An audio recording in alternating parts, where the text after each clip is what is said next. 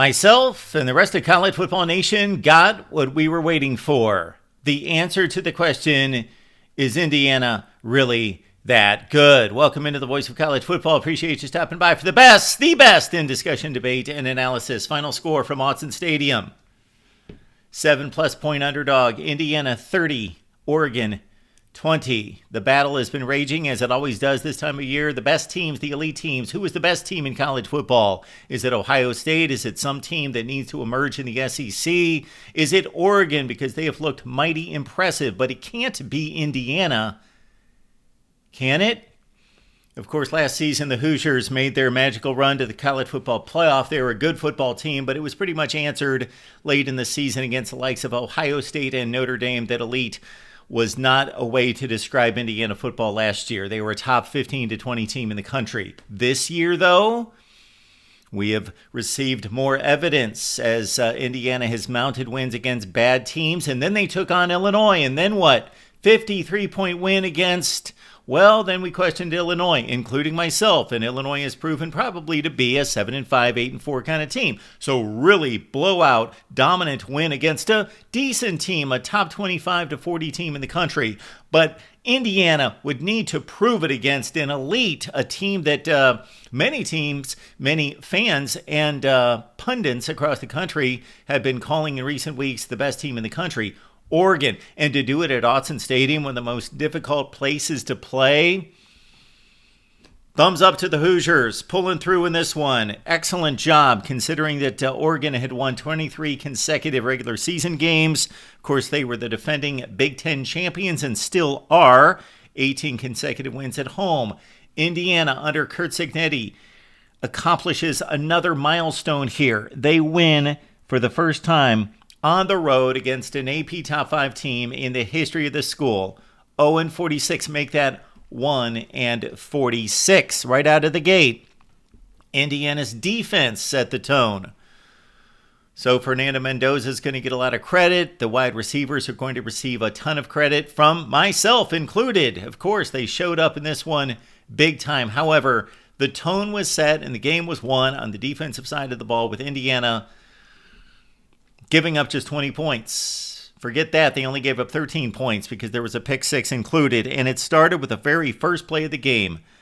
Mario Landino with a sack on the first play of the game. Indiana totaled 6 sacks and constant pressure on Dante Moore, a quarterback who'd only been sacked one time the entire season, sacked 6 times on this day. Oregon did break through with a long touchdown pass on a 7-play, 51-yard drive.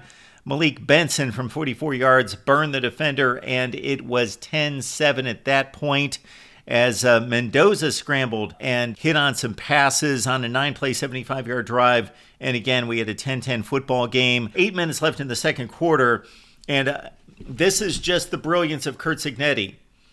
It seems awkward at times. It seems like the mad scientist has gone crazy, but Curt Cignetti went crazy himself. Almost got a penalty on the sideline. However, he was on the money in regards to a complete mauling downfield by Brandon Finney. Remember the name, Brandon Finney, true freshman, mauling one of his receivers downfield.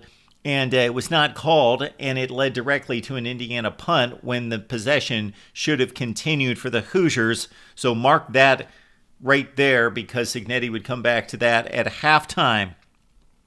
It was kind of an odd cat and mouse game between the Indiana offensive line and the Oregon front, or yes, the Oregon defensive front that would shift, which is legal to a certain extent. There's a fine line there, because if it's an orchestrated timed shift and it can be detected by the officials that it was orchestrated and it's not a defensive alignment, but it's enacted to draw the false start from the offensive line. Well, that was done twice by the Oregon defensive front in the first half, and Curt Cignetti didn't love it. Not at all. And the second time on a 4th and 1 at the 35, in which Indiana was going for the first time down and then had to punt.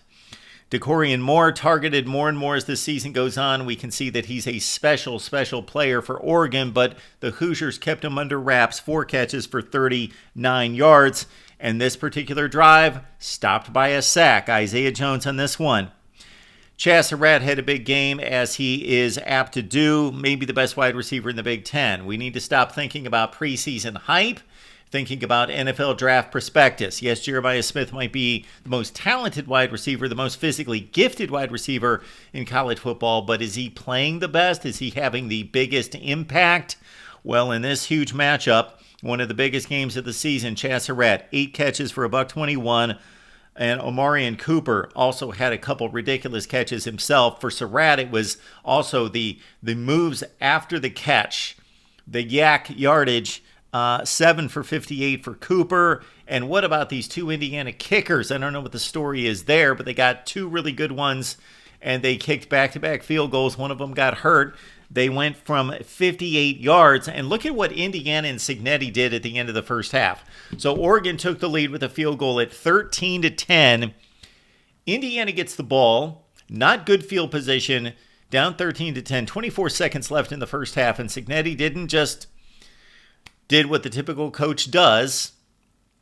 Well, way back when, it was just kneel down, let it go, we can't score at this point, let's go to the locker room. Now it's let's take one shot, let's see if we bust a run, maybe a screen pass, something opens up and gives us some momentum and field position, and then we'll work from there. No, Cignetti went for it from the get-go and put it in the hands of his quarterback, who drove it down the field, and again, they hit from 58 yards. So Cignetti, aggressive, assertive, all of those things on this day, as he has been since he took over. Purdue sucks, Ohio State sucks, Michigan sucks. Ever since he made that statement, it's been Curt Cignetti, full throttle all the time. He has not changed in leading this team now to, 17 wins in 19 games? Something like that. It's been pretty remarkable to see what has transpired in Bloomington and also in Autzen Stadium today. And we heard from Curt Cignetti at halftime. He was rather annoyed, but gave a wink-wink to his antics on the sideline and proving his point. Whether he was completely out of control or that was a controlled maneuver. Dan Lanning also has entertained us in recent weeks, most notably after the Penn State win in overtime.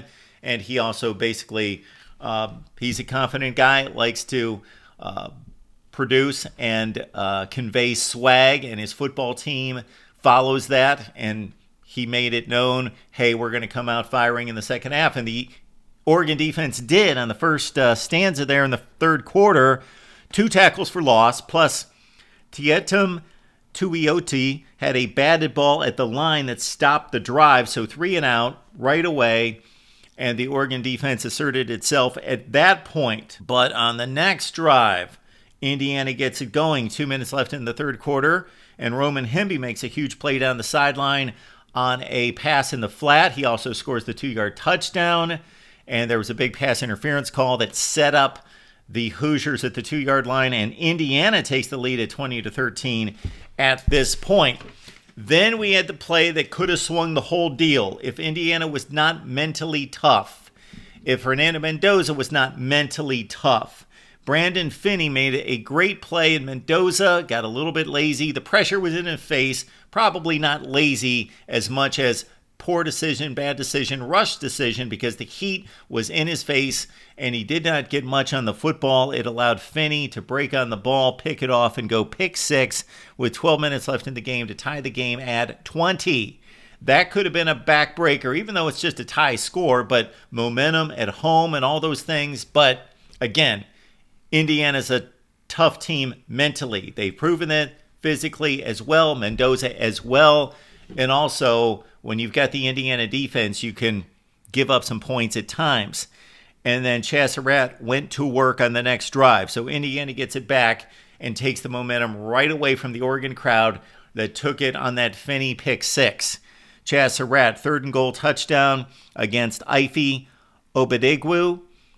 There was a possible push-off. I don't think it was a bad non-call. I think it should have been a non-call. However, it was just brought up during the broadcast, and rightfully so, just something to witness. It was a bit on the border, but 6 minutes left in the game, and Surratt gets the touchdown, 27-20, and really a remarkable throw by Mendoza as Oregon brought the blitz. He had to make a split-second decision, get the ball out of his hand, quick release, and between Mendoza, the offensive line, and Surratt. They beat the blitz and 27-20, and this is where the game was then won.